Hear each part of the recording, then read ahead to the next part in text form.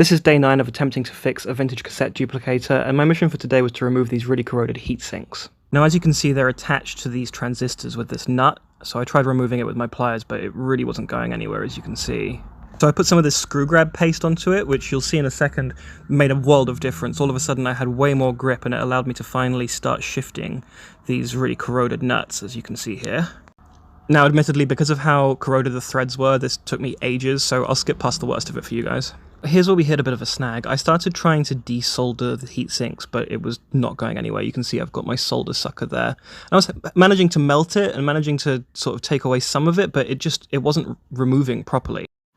By then I also realized that even if I was able to remove the solder, I wasn't going to be able to take the heatsink out without taking the transistor out as well.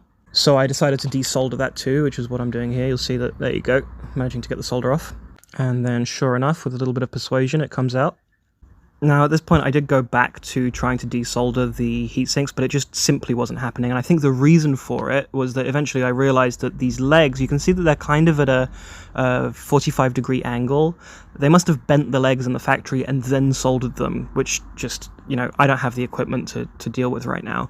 So what I decided to do was desolder the other transistor as well and remove the rust mechanically. Originally my plan was just to desolder the heat sinks and then give them an acid bath, but that's clearly not going to be possible.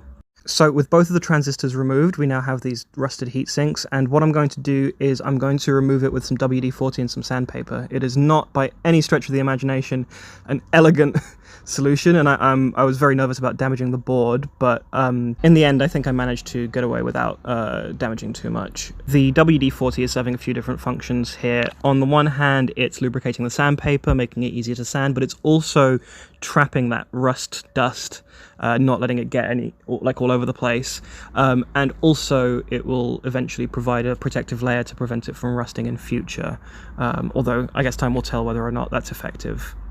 This is what the heat sinks looked like after the whole procedure, and they look a lot better, but it's by no means perfect. I'm probably going to have to hit them again at some point, but for the time being, I think this is how I'm going to have to deal with this problem, unfortunately.